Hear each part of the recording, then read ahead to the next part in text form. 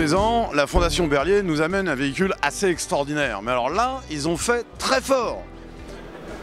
T100, il n'en reste que deux. Un est en Algérie, celui-ci est à la Fondation Berlier. Ce camion a été fabriqué pour transporter le matériel pétrolier, de recherche ou d'exploitation. 50 tonnes, j'ai bien on dit 700 chevaux, mais 50 tonnes et 100 tonnes de charge utile possible. L'engin a travaillé toutes les années 60-70 et il était venu à Paris en 57. 57, c'est-à-dire que c'est la deuxième fois seulement qu'il vient à Paris. Si vous voulez savoir comment il est monté jusqu'ici, allez sur le net, vous allez voir, le périple était particulièrement spécial, intéressant. On espère le revoir bientôt.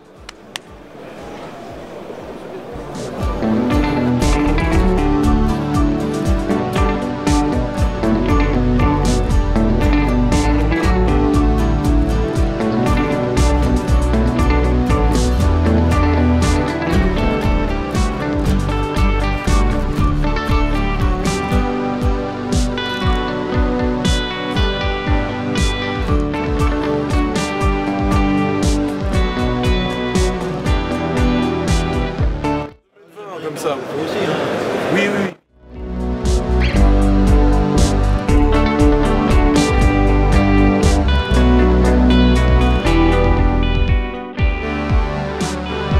Philippe Brossette, bonjour. Bonjour. Vous êtes le président de la Fondation Berlier, créée en 1982, oui, qui est basée dans le Rhône. Oui. À Lyon plus précisément. Oui. Parlez-nous un petit peu de cette fondation. La fondation elle a été créée en 1982 par Paul Berlier pour la famille Berlier et Renault Véhicules Industriels. Elle a pour objet la préservation du patrimoine des constructeurs lyonnais de l'automobile. Il faut se rappeler qu'il y en avait un peu plus d'une centaine avant la guerre de 14. Et puis des constructeurs français de camions. C'est l'objet principal de la fondation. Pour faire ça, elle a une collection d'environ 300 véhicules qui se situe dans un conservatoire qui se situe dans l'Ain, au Montélier, à trentaine de kilomètres de Lyon, où on préserve des véhicules qui vont de 1895 à nos jours. Ce sont des véhicules que le public peut visiter ? Alors c'est effectivement, le public peut les visiter sous certaines conditions, parce qu'on ne peut pas faire musée parce que ça coûterait trop cher. Donc par contre, s'ils adhèrent à l'association des Amis de la Fondation, qui compte 1600 membres environ, eh bien on les invite une fois par an, et cette année ça va être le 25 mai, avec 3 amis pour visiter la Fondation, donc pendant un après-midi. Chaque personne amène 3 amis. Voilà, exactement. Et alors d'autres possibilités, c'est que si vous avez des groupes d'un peu plus d'une quinzaine de personnes, à ce moment-là, on organise une visite particulière. Sur rendez-vous, bien sûr. Sur rendez-vous, avec un bénévole qui fait la visite, et la visite qui dure entre 2h30 et 3h en fonction de l'intérêt que chacun y trouve. Est-ce que donc dans les ateliers, les gens qui réparent les véhicules d'époque, c'est que des bénévoles? Nous avons embauché deux techniciens de rénovation, l'un qui est plutôt à tendance carrossier et l'autre qui est plutôt à tendance mais voilà, l'autre qui est plutôt à tendance mécanique. Et donc ce sont eux qui organisent toutes nos rénovations. Alors après, on sous-traite un certain nombre de choses, comme les peintures, les choses comme ça, etc.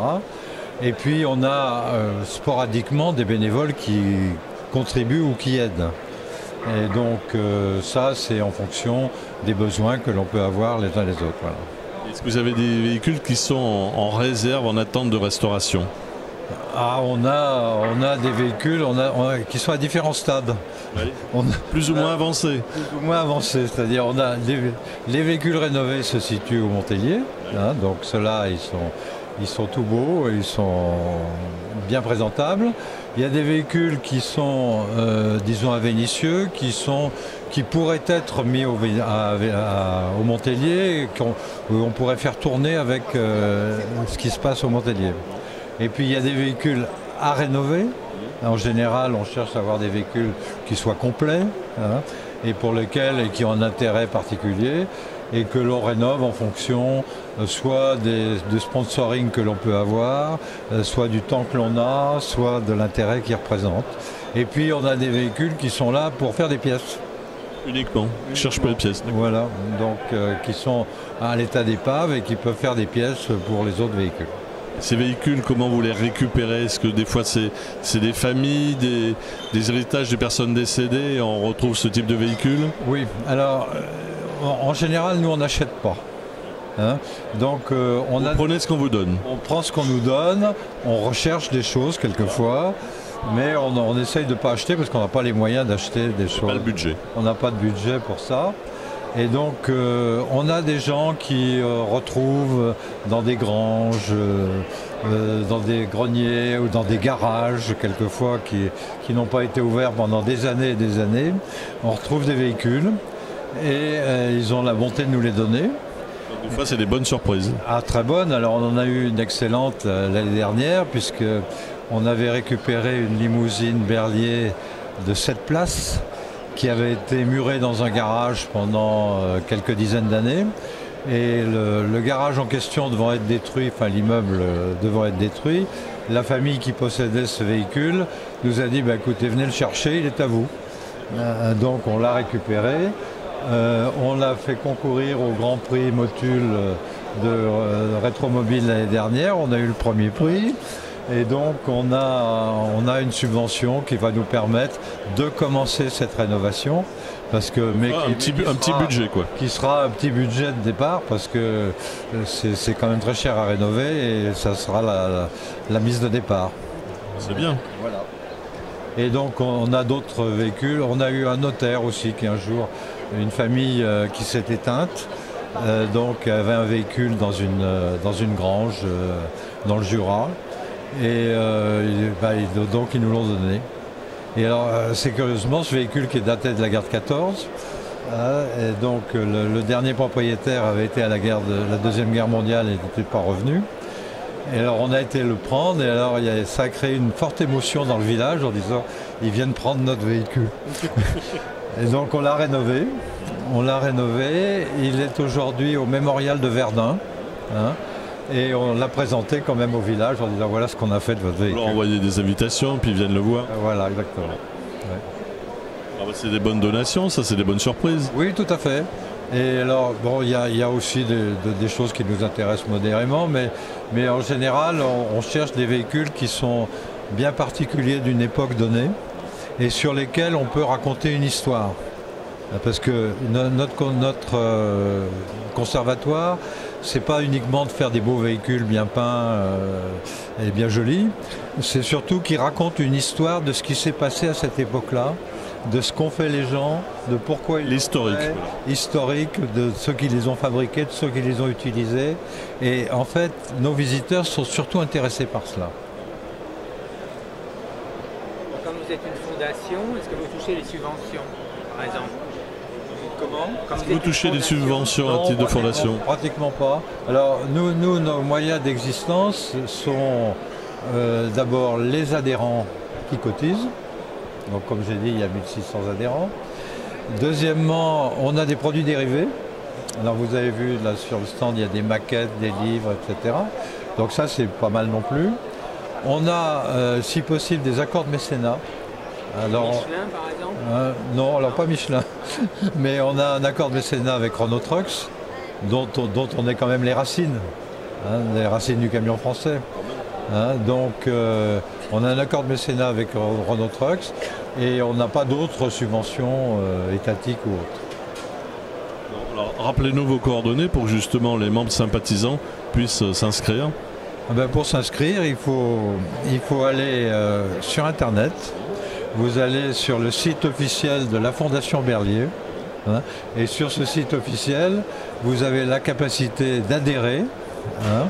Alors je signale que pour les adhésions, non seulement il y a l'invitation au Montelier une fois par an, mais on émet aussi une lettre tous les 2 mois, à peu près 6 par an, qui raconte l'histoire des constructeurs français de camions ou de voitures. Et aussi, donc, ils ont la capacité de contacter notre centre d'archives hein, pour avoir des renseignements. Ils ont l'accès direct, voilà. Voilà, exactement. Hein, donc ça peut les intéresser. Alors ça se trouve sur le site de la Fondation, donc à la partie adhérer. Après, il y a une autre partie boutique où ils peuvent acheter des livres, shopping, du shopping, etc. Voilà, exactement. Venez nombreux, hein. Voilà, inscrivez-vous. On a besoin de tout, voilà. Hein, puisque notre objectif, c'est d'assurer la pérennité de cette institution, si j'ose dire, et de permettre que même quand nous, on ne sera plus capable de le faire, qu'il y ait des gens qui prennent notre suite et qui continuent à le préserver, comme on l'a fait pour le Tessan que vous avez ici. Qui est ici exposé sur le stand. Qui est exposé sur le stand et qui est un bel exemple de véhicule qu'on a nous récupéré retour d'Algérie il y a maintenant en 1980 hein, et qu'on a conservé, pas en très mauvais état d'ailleurs, il est plutôt en bon état. En bon état même. À tel point qu'on a pu, après 35 ans, redémarrer le moteur. Alors ça n'a pas été très facile, mais enfin il a redémarré, il peut bouger et c'est pour ça qu'il est là. Dès que vous avez tourné la clé, il a commencé à tousser, vous avez dit c'est bon. Oui, enfin, il a fallu le réchauffer un peu avant. Hein. Il a fallu le stimuler, disons. Voilà. Bon, Président, on vous remercie. Merci. Et n'hésitez pas à vous inscrire. Hein. Oui, voilà. Inscrivez-vous. Merci, Président. Merci. Est-ce que vous êtes membre de la